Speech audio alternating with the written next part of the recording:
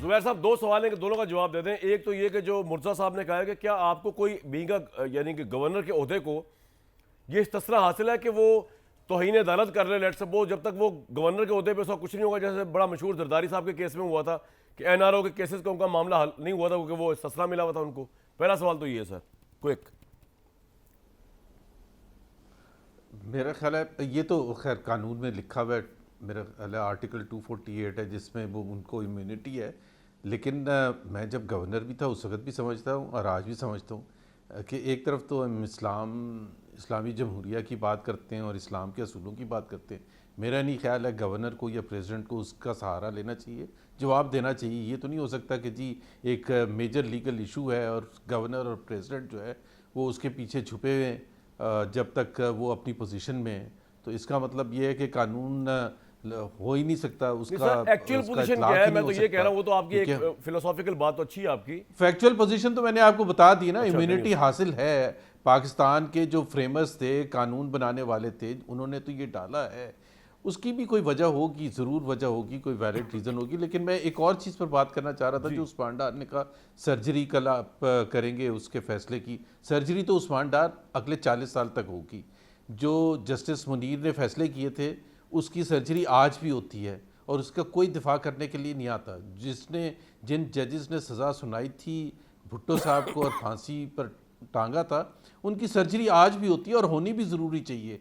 और आज भी हम कर रहे हैं सर्जरी। जो जिस तरह से मुर्तज़ा सोलंकी साहब ने पूरा बयान किया कि ये पाकिस्तान की तारीख़ में कोई शानदार ये कोई चीज़ नहीं हुई है जो पिछले 4-5 दिन में जिस तरह से चीफ जस्टिस साहब ने कोर्ट बनाया और प्रोसीडिंग्स रन की और जिस तरह से वो 2 जजेस को पहले शामिल किया और फिर उनको निकाला, फिर जिस तरह से जस्टिस याया अफरीदी को बैलेंस करने के लिए मैं तो कहूँगा और अथर मनीला को भी फारिग कर दिया।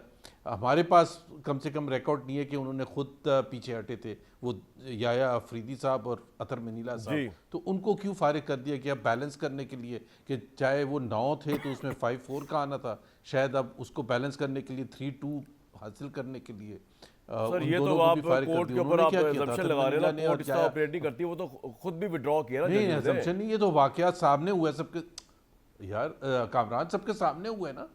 मुझे बता दे कि उन्होंने इतराज जो किया, लेकिन जुबैर साहब तो अगर कोई जज इतराज करता है तो उसको फारिग ही कर देते हैं। सर आप फुल कोर्ट भी बना लें, आपने 90 डेज में इलेक्शन तो करवाना ही है ना सर, इसमें क्या इबाम है? तो अगर 90 डेज में कराने हैं तो फिर उसमें क्या हर्ज था? क्या हर्ज था कि अगर आपने 9 रुकनी बेंच बनाया था उसमें सीनियर मोस्ट 9 रखते, जस्टिस फाइज ईसा को क्यों फारिग किया उसमें से? कोई जवाब होना चाहिए ना, कोई तो जवाब होना चाहिए। फुल कोर्ट बना देते, 15 रुकनी बना देते, हमें तो कोई एतराज़ ना होता। और अभी भी हमने शुरू में यही कहा था। तो जब आप इस किस्म की चीज़ें करेंगे तो जो भी फैसला आएगा वो मुतनाज़ तो हो चुका है ये सारा प्रोसेस जो है। और जब इलेक्शन भी होगा, इलेक्शन के दौरान भी, इलेक्शन के बाद भी जब पीछे मुड़ के देखेंगे तो इसको ब्लेम किया जाएगा कि जी जिस तरह से इसने सुप्रीम कोर्ट ने हमारी तारीख में एक और काला धब्बा ऐड किया है, इसको कोई इग्नोर तो नहीं कर सकता। और यार अभी फैसला तो आने दें ताकि फेयर कमेंट कर सके, आप तो पहले ही assumptions बना रहे हैं। डार साहब आप बड़े खुश हैं, क्या हो गया मेरे भाई? फैसला नहीं से आपको उसकी बात कर रहा हूँ, ख्वाब तो नहीं देख लिया फैसले का आपने? अब मैं खुश क्यों?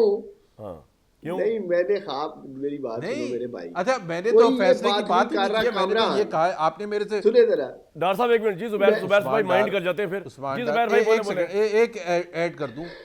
मैंने तो पहले आपने पहला सवाल किया था कि आप जो फैसला आएगा उसको मानेंगे, तो मैंने कहा था हमें डिसएग्रीमेंट हो सकता है लेकिन इम्प्लीमेंट तो करना पड़ेगा, वो एक अलग चीज़ है। लेकिन उस पर तनकीद करना और जो वाकयात आज हुए, कल हुए, परसों हुए, उस पर तनकीद करना तो हमारा हक बनता है। फैसला आ जाए फिर तनकीद कर लीजिएगा। बाकी आपकी बातें ठीक है, आपका पॉइंट आ गया, ठीक से आपका पॉइंट आ गया भाई, ठीक है। मुझे नहीं पता है या नहीं कि नहीं है,